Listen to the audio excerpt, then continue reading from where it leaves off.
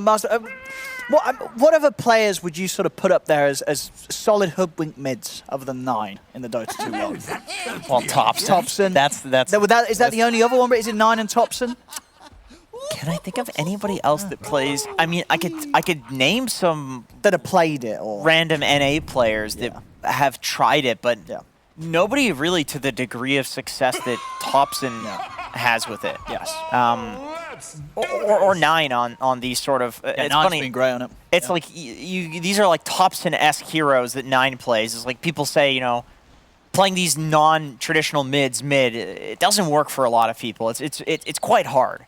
But 9 obviously does it exceptionally well. Yeah. 30 seconds. And it works well this game. I mean, you know, of course, as we said, I'm sure he probably did just want to play it anyway. But is there anything in particular that makes the mid hoodwink look pretty nice against, you know, what we have on the side of Liquid? I think it does damage. It's a hero that can definitely run around on low cooldowns and play with the rest of the Tundra lineup while Luna is farming. I'm not entirely sure how it does against some SB charging you with Queen of Pain in lane. That does seem like something that you could possibly you could be quick with like the tree or something, you know, catch him out when he's charged. Oh, you've got to be very quick. You can. It's not like, you know, Cold Snap on Invoker or Puck Phase Shift where you have these easy answers to the Spirit Breaker charge. But also, you definitely have kill threat on the Queen of Pain going the other way too. Not such great disable for her. But you have a lot of damage on the side of Tundra, so if they ever lock her down, she can die.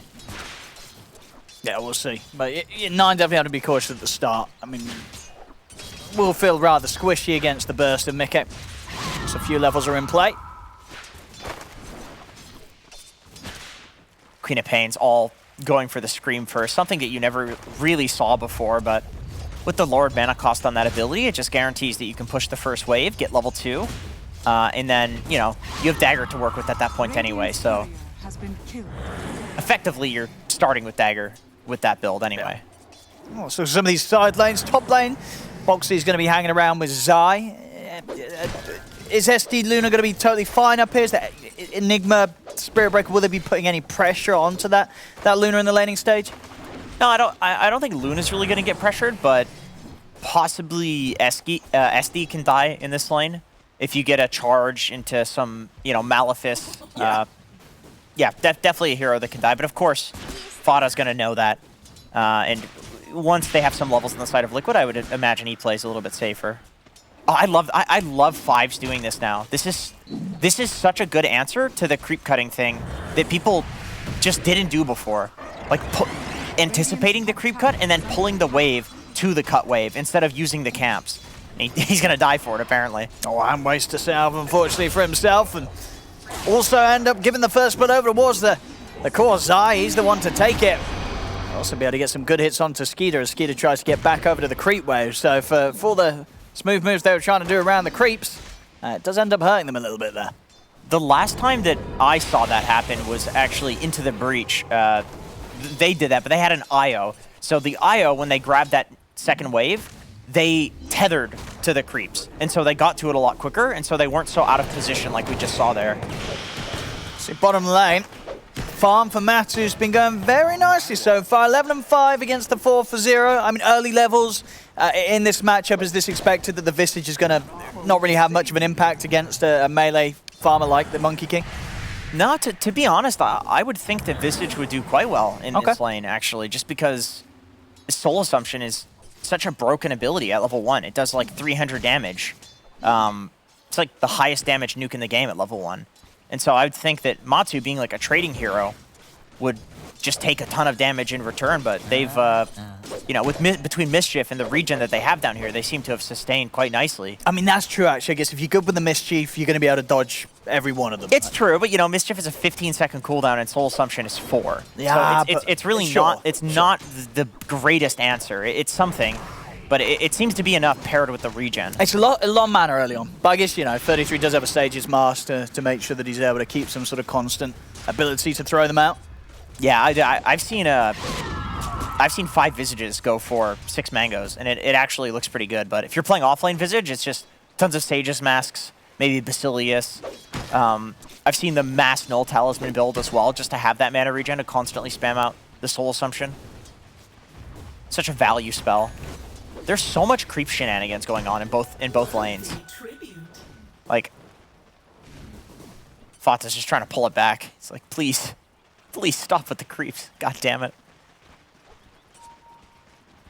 This is definitely going to be the big thing for them so far. The fact that Matt is having such a great start down here. And he's going to be hitting some good opening timings. Same to be said, of course, on the other half of the map for the Luna. You see Skeeter farming just as well on the top lane. So nothing really being lost out too much there from him.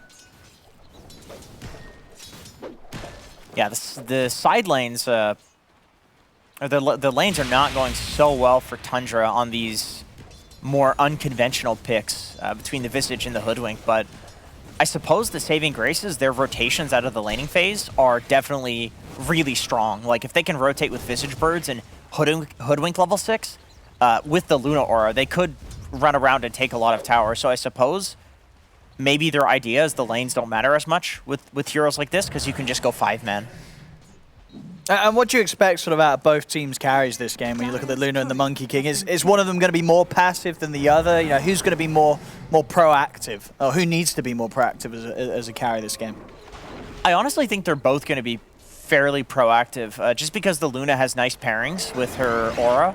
The Visage in particular will look really nice if she shows up to a tower. And we've been seeing that more and more with Luna, is that yes, she's this hero that can farm up extremely quickly, but because everybody's maxing the aura due to glaives being nerfed, she is actually 5-manning quite a bit. So I think there will be stacks on the side of Tundra. Yeah. Especially because there's an SD2 stack, but they will also be 5-manning quite a bit. See bottom lane, Matu and Insane are able to pick up a kill on Snake King. Now this bottom lane definitely continues to be the one with the biggest differences coming out. I mean, with 5 minutes in relatively early, it's 2-0, but it is a 2K lead already for Liquid. And yeah, the majority of that being in the hands of the bottom lane, and then mid in second, as Mickey does continue to have that slight dominance over Nine's Hoodwink. I'm really impressed with Liquid's read on the fact that they just knew that a Rubik Monkey King lane, which is honestly a really weird lane, because it is, because sometimes Rubik can, like, when it's like Rubik plus the carry in the safe lane, the Rubik can feel a bit weak. It can feel weak, yeah, right. And it's like, that's the thing.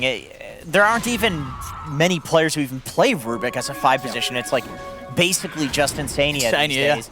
And so, but their read on it was like, okay, this is we're going to dumpster the lane with this against a Visage. It's clearly going to be a 33 Visage, and then we're going to leverage that to you know, get more out of the game, rather than just having some carry that will farm versus Visage. Let's own it. I mean, I just wouldn't think that this would own the lane so hard, but it is. We're going to see Nine turn up and try and help fight back. He's going to have the ult hit coming in. Boxy's looking to block it, though. Standing in the way, he'll tank the hit here to make sure that Matuma Man can get back to safety. Insania should also die here, trapped in the Cox. In fact, Matt is going to jump back here because he got the backup of Mickey. In with a Sonic Wave, hits onto the 3 of them. Blows up Snake King. 33 and Fodder both very, very low. They'll end up denying 33. So Mickey turning up to try and hit back, and will force 2 of them off the map on Tundra's side of things. Matu gets out of there, but definitely Boxy with a big bro play there, blocking the ultimate. Yeah, that was Nine. Nice. That was nice. That could have been so much worse for Liquid if Matumba actually goes down there. He would have died as well, because they had the disruption on Insania at the same time the ult was coming out, so the ult would have gone straight underneath Insania and hit Matumba Man. Yeah, that would have been a great trade. Great job from both mid laners rotating in here. I think it's honestly the correct play from both sides. Nine gets the deny as well.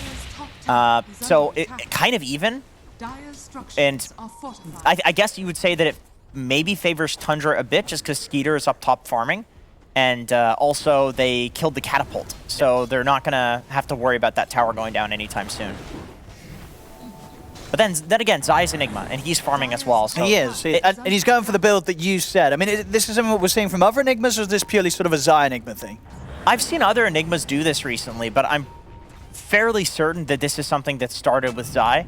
After that first series that Zai did, I think a lot of people experimented with the Orchid and then found that it was quite why good. does it work? You know, why is what is it? Is this something that Zai will probably do most times he's playing Enigma? I think so. Yeah, I think so. My take on it is that it gives you a way to play the game outside of just Black Hole, so you're not just completely hard countered by people playing around your long cooldown, or stealing Black Hole, interrupting Black Hole. if you stun somebody with Malefice on top of the percentage damage of Midnight Pulse and the Eidolon's hitting, it's a lot of damage. With an Orchid percentage damage, like, you full to 0 almost anyone. Alfada, he is going to have 9 by his side. We'll come in with the ult hit onto Enigma. Rocket Flare as well, but it's not enough to take Zai down. 9, he's still hunting a little bit, but Zai will be salving up. Has got a black hole available if he's able to walk back in to help out Matumba Man, as Matu is trapped in the cogs for now. Boxy charging over. They come in with the Malefice hit onto Snaking. The backup's there from Mickey. Jumps in, bursts down the clockwork. Liquid coming out on top here, and they may be able to find some more as Insania gets the lift up onto Skeeter. Drags him back into Dagger and Mickey, but the disruption from Fada will hold back the quad for now. Pushback as well coming into play for 9. Jump forward though, Mickey. He's got the angle. Sonic Wave out of the 3 of them. Skeeter and 9 also burst low off the back of Fada going down. 9 did manage to pick up Boxy in return, but Liquid with that fight pushing back Tundra, getting the space to finish off that tier 1 tower. Yeah, they finished the tower. While this is happening, 33 is pushing the bot tower as well though. So in terms of towers, it's actually a 1-for-1, but Liquid comes out with a bunch more kills, so of course that's going to naturally favor them. And the Tundra supports are kind of falling behind, and these are not exactly good supports to play from behind. I mean, and some of their cores as well, right? 33's still got a bit of time. You know, he needs to pick up the pace a bit after what was a pretty slow laning phase against the duo of Liquid. And then Skeeter as well, we're seeing off the back of the money that's being picked up from those moves made by Liquid's cores. It's going to need a bit of time, but he has got a stack or 2 going here. Yeah, and it looks like the way that Tundra is going to try to give these heroes space is by just throwing 9 up into this top lane and pushing the wave. Unfortunately, against a Spirit Breaker, it's a little hard to do this, but, you know, maybe he's actually just feeding a free kill. I don't know. It's going to be hard to get the hit off with the ultimate, but goes for the quick so fire. Close. Not enough damage, though. Nice attempt there from 9 to get the combo off before Insania can do anything, but yeah, it doesn't quite build up enough damage. That space, though, you can see the gold lead is swinging back towards the way of Tundra because they're farming on the Visage and they just farmed the stacks on Skeeter while that is happening. So that was a 3 heroes trying to deal with 9 there, and he just walks away totally fine. I mean, you would like to get the kill, obviously, but you're still cool with that because you're forcing rotations. Yeah, no, and 33's, he's had this bottom half all to himself for quite some time, and Liquid not with any signs of going down here, so you would imagine if they can continue to hold it like this, 33 is going to be straight back up towards the top spots of the cores. If this sort of situation continues where Liquid, they're looking for action up top, but Tundra, they're sort of holding them back and not losing anyone. Yeah, 33 is really happy right now. I mean, you've got the amplification coming from the Luna this game, so if he has, you know, remotely a good game, even if his CS doesn't look so good, and even if his net worth is a little bit below the others, he'll still be really strong in these team fights just because of the Luna aura on the birds. Talking about strong Insania, he had the hook shot stolen, he's able to open things up onto the SD. Fada not even going to get a chance to disrupt himself. As Mickey jumps in, finishes him off with the Scream of Pain. Dude, Mickey's been popping off in like every single game that we've seen from Liquid. He's looking really good this season so far. I know he's super high rated too. He's like rank 10 or 6 or something like that, which he's always been decently high rated, but that's you know, up there with the best of the best. So there's no surprise to me that he's just looking so good in these games. Maybe the meta really fits him, or he's just really feeling the game right now. I don't know. Oh, gonna see a smoke action from Tundra now. Fada ready to lead the way. Not bringing the whole squad. It is just him and 9. Mickey is gonna jump into this. See if they can take him down, though, as he has got backup. Boxy just throws himself straight over towards them to take their attention away from the cause. Liquid still thinking about whether they can get in on this fight. Instead, will start things off with the telekinesis Sonic Wave, as they'll take the support trade. I feel like poor Boxy's running into every fight and just dying. that's all we're seeing. Oh, Snaking. Have they got enough control there? Nice push back with the cogs into the drop down of the birds. They'll do it. They take out Mickey. Snaking also trying to stay on top of the target of Matsu. And bringing over Skeeter as well. Matsu, he's in trouble. The beam comes crashing down. A lovely little move into the mid lane there, started by Snaking. Excellent execution as they leave no chance for Mickey to escape the lockdown. Yep, and Skeeter's there too, so he's providing that 35 damage aura. He's not he wasn't hitting the tower because he's not necessary, but now that it looks free and they see that the enemy team is not there. Yeah, these are nice moves from Tundra. Yeah, these are really nice moves. I mean, you don't have the easiest lockdown for a hero like Queen of Pain right now, and yet they're just able to execute and to combo together. With the disruption, they didn't hit it because 9 was not quite there. But then finally they used the hook shot, and it's an equally scuffed way to catch a Queen of Pain. But if it works, it works. Like, they have the damage to kill her.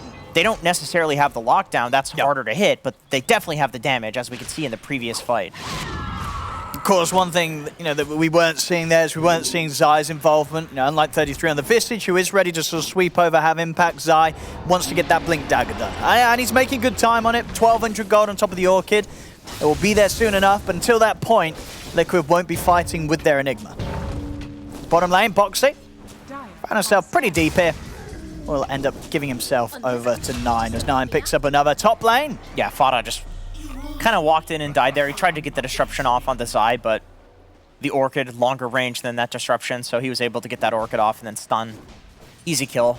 Both sides just have supports that are kind of trying to push out the dead lane, and both sides are also punishing that. Snaking, not wanting to give away another death hit as he's out with the hook shot. Zai's keeping the pressure in top.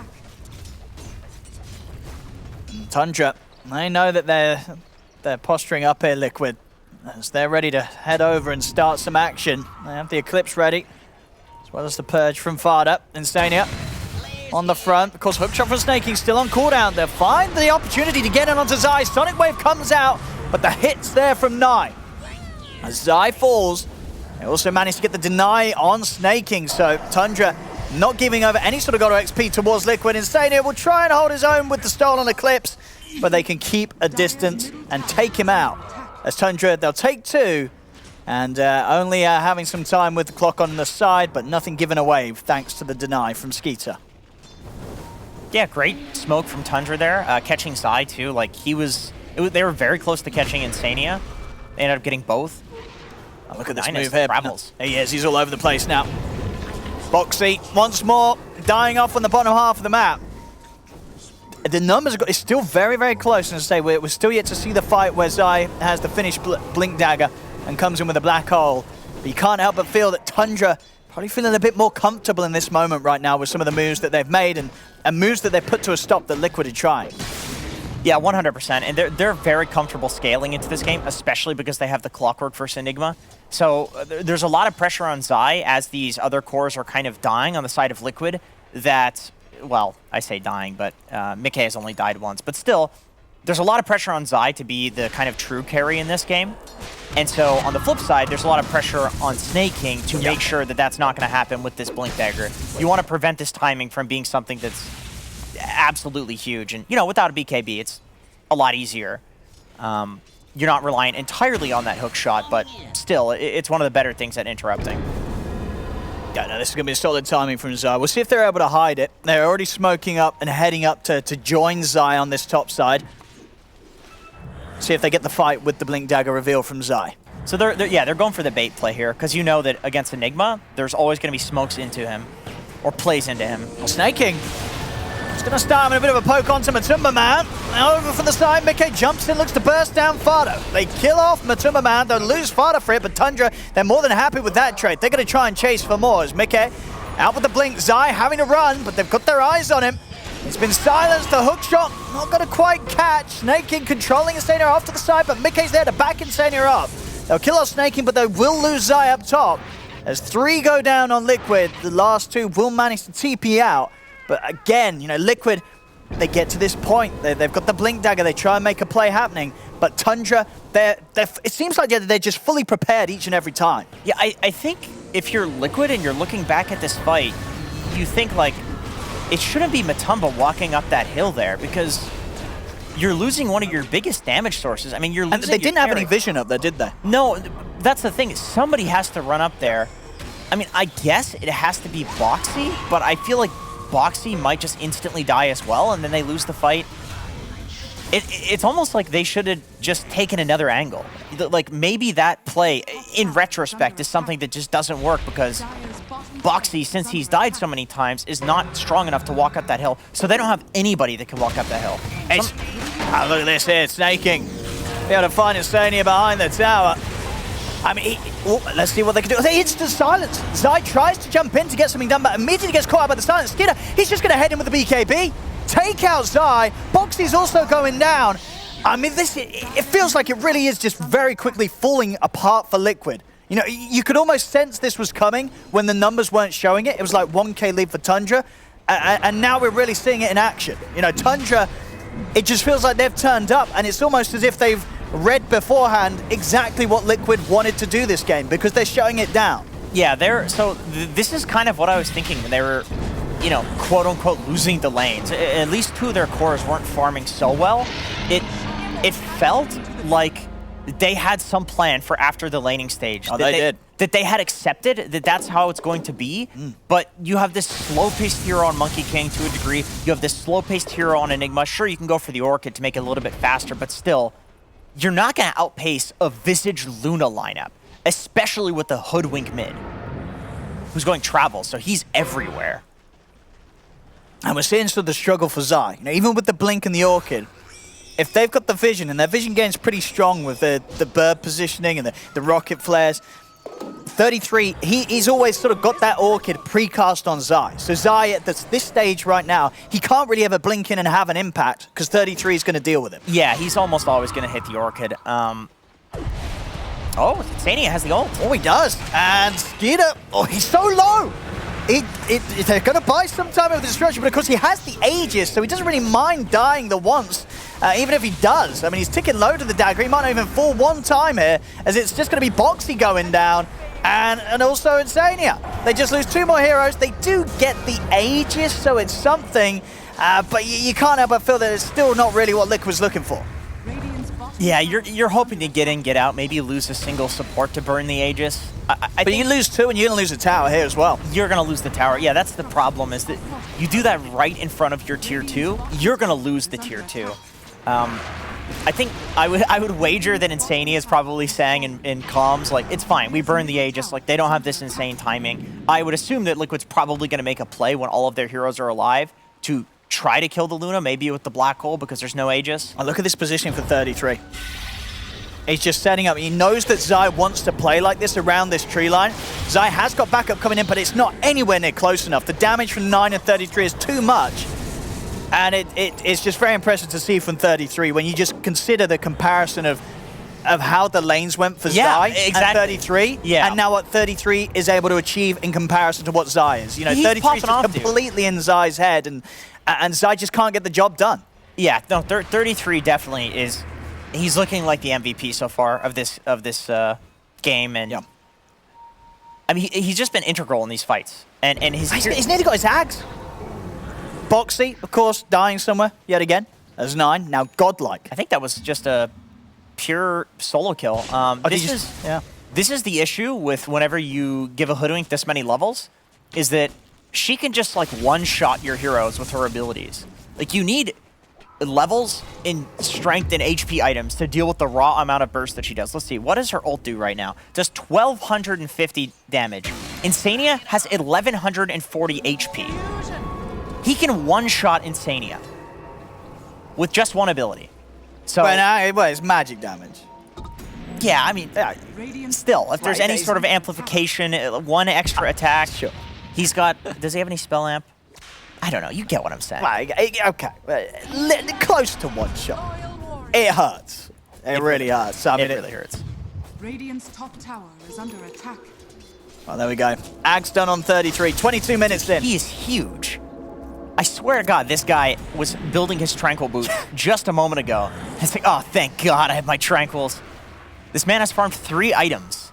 I mean, this historically, it's been the hero for 33, right? Ever since he started to first pop up as this player of notice, many years ago. His visage was something to behold. Mickey, they have found him, and for all the start that Mickey did have this game, sure, that's only his 2nd death, but his impact, it slowed down. It's almost as if the quap that we saw earlier just kind of disappeared from the game. It's just, it's not something that Tundra's scared about anymore. Yeah, at this point, you would need a BKB, and He doesn't have it, I suppose, because some of those fights earlier didn't go so well, and so he's behind. And so if you're Liquid, you probably don't think that the Queen of Pain is the problem, but it does seem to me like 33 getting this drums into Orchid.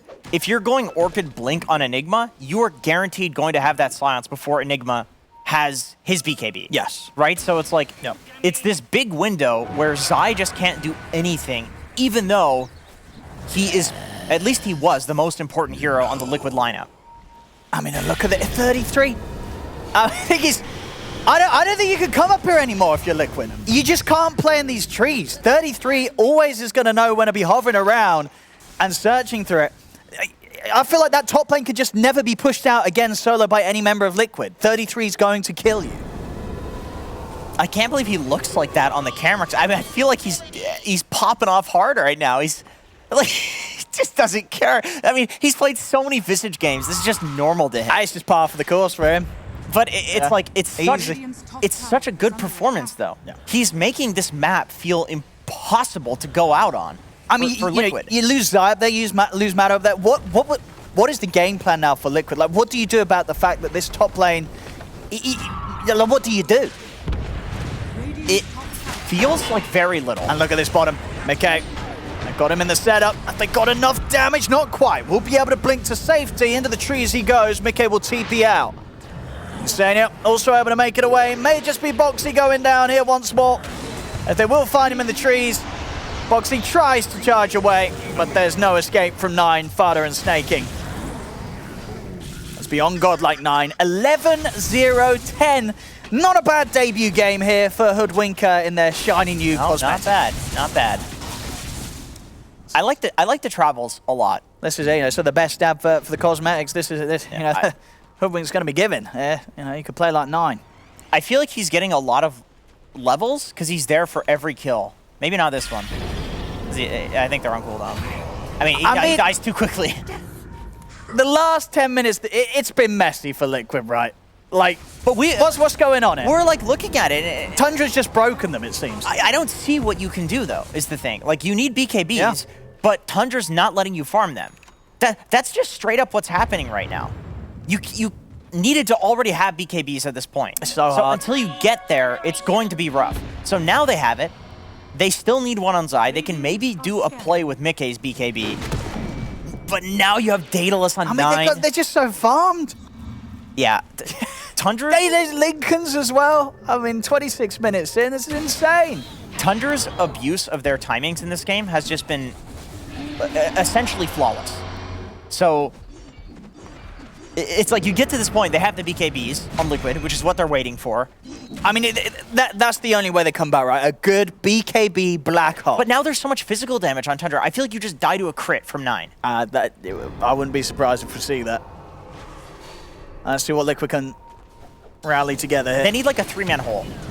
Hey, they'll start things on the 33, but the backups in. Snakeheap comes in with a hook shot. Sorry, wave on the 33, he's still outside, jumps in with the black hole. He's managed to catch a couple of them, but 9 still gets the ult hit off. It's not the fight that Liquid were looking for. As Boxy goes down, they will get 33, but Insana and Matu, they're in trouble because 9, he's still ready to poke.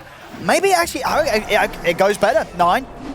Can they get him as well? Actually, this is going to be huge if they can. He's going to have to push back in a second, but all right, they get the cleanup. It was the fight. What am I on about? This was as good as it could get for Liquid. They take down everybody on Tundra. A massive gold swing.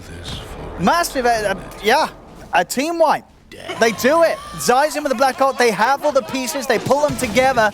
They're finally able to hit back at Tundra. That's been so dominant for the last 10 minutes. Yeah, great black hole. Also, it did get interrupted, but it gave enough time and enough damage to finish off some heroes. Yeah. And then also, getting the Visage first, I think is very important.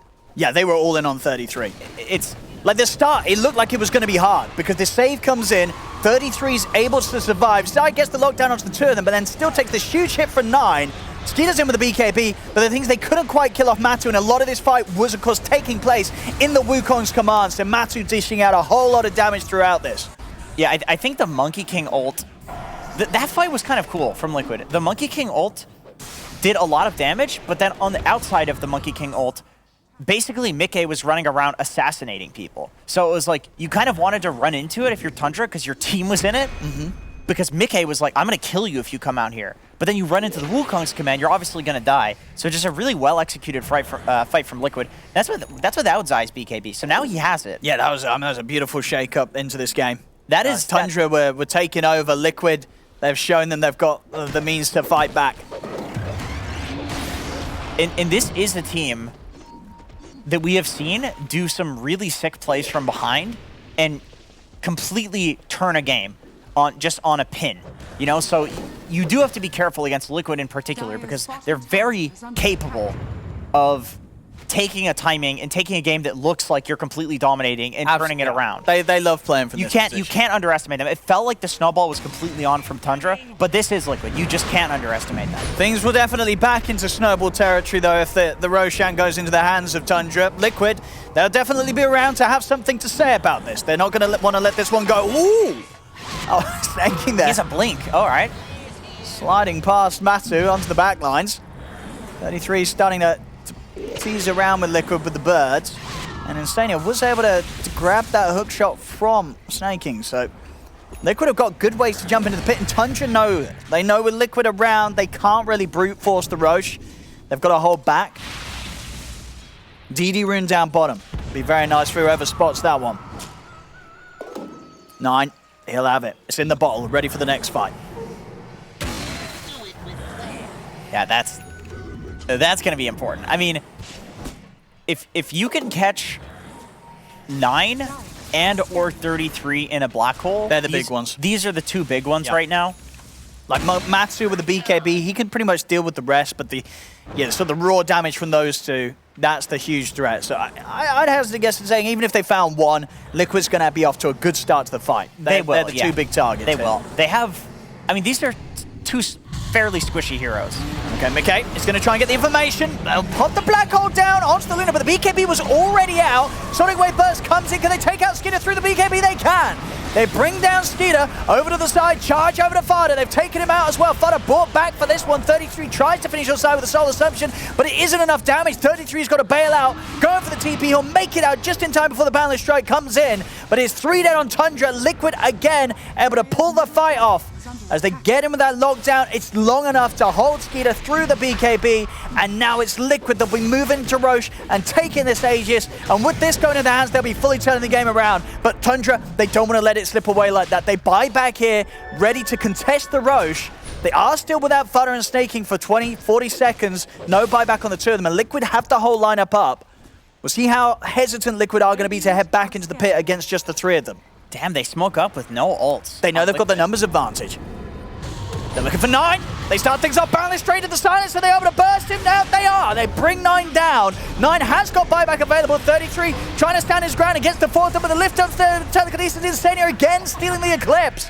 As they have to step back, Tundra Snaky tries to hook shot, but Mickey and misses by a fraction of an inch. As Mickey's able to TP out, Snaking will die for his effort to get back in on that. And Tundra, they're losing sort of around these fights. Liquid, they'll go back into the pit. With just the 3 of them up still on Tundra, chances of having anything to say about this Roche going to Liquid's hands are very low. There is a buyback available on 33, but he's probably not going to use it. They're just going to have to let this one go.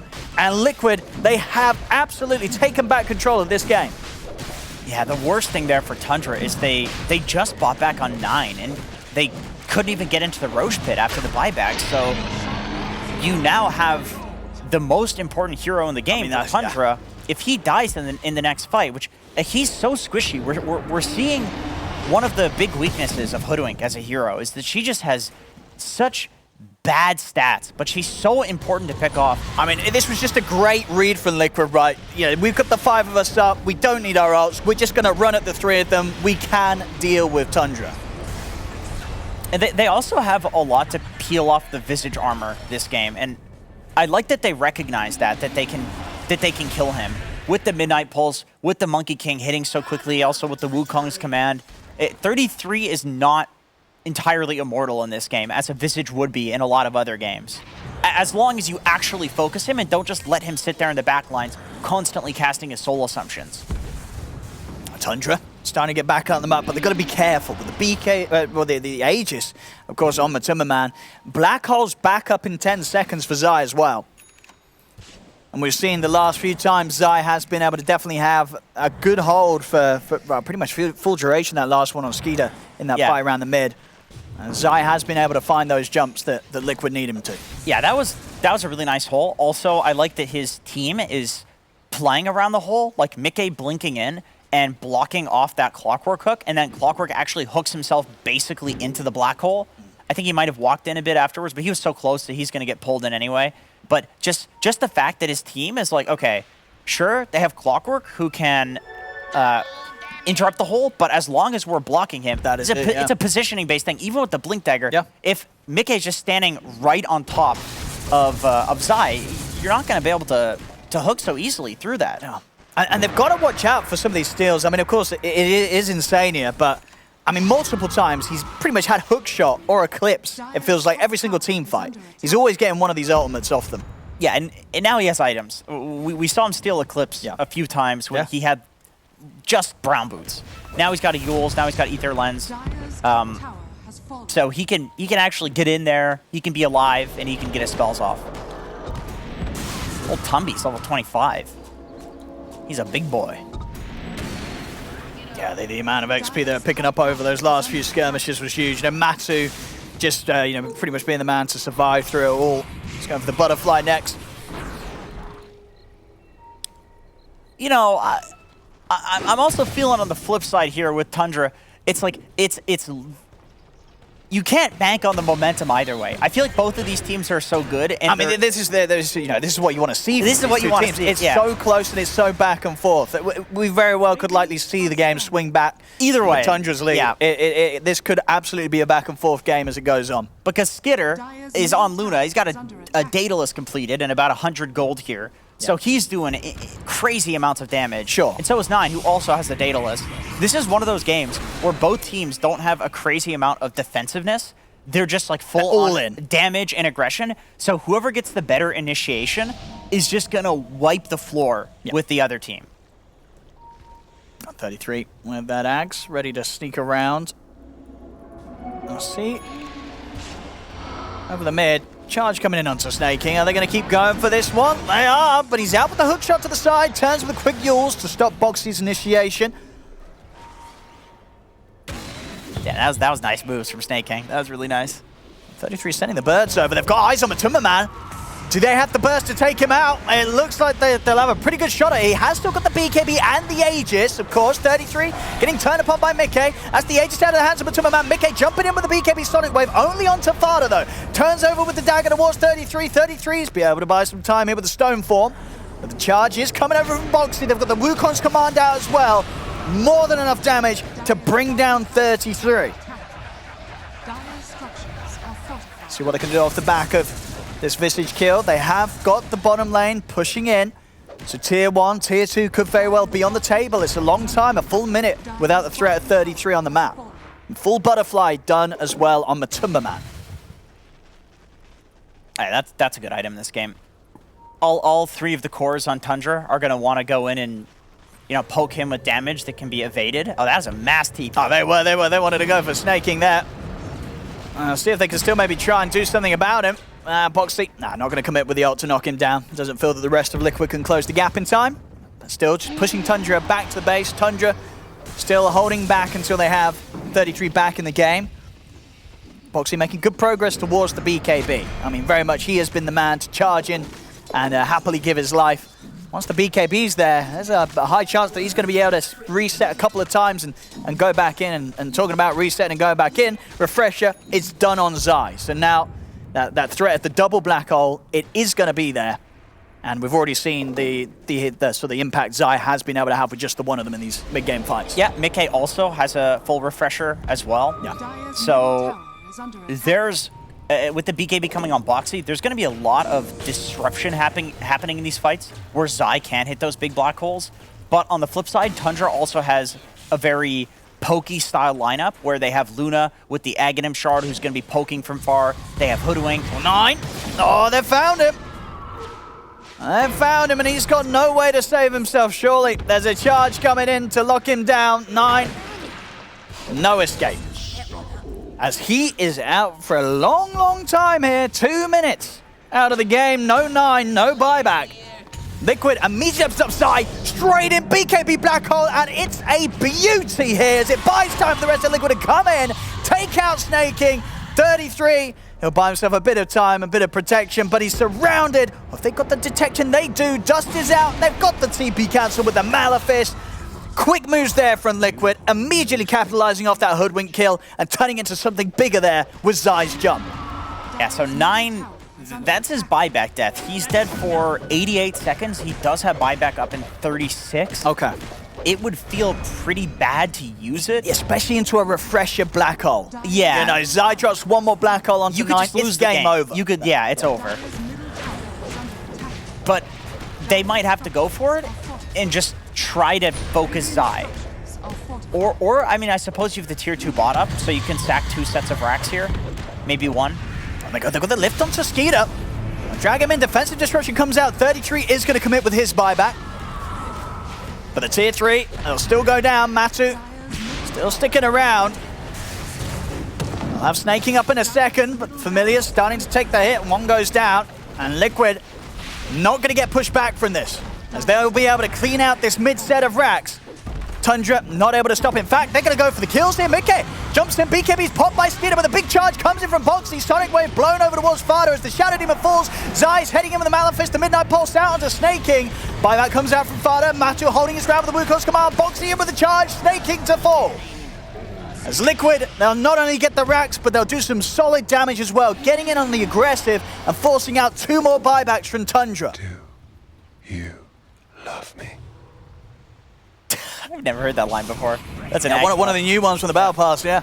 That was an amazing play from Boxy there. I mean, it looked like a small thing to start, but he TP Fountain, and then he charges the Luna, which gives that huge night vision to his team for the initiation onto the Luna, which caused the Clockwork to eventually die, because obviously you're going to drop everything to save your carry. But just great call from Boxy to be like, yeah, I'm going to go Fountain. I'm going to give you guys vision for the next, like, 20 seconds on their carry. And then you have that extended night vision, too, which you gain when you charge with Spirit Breaker.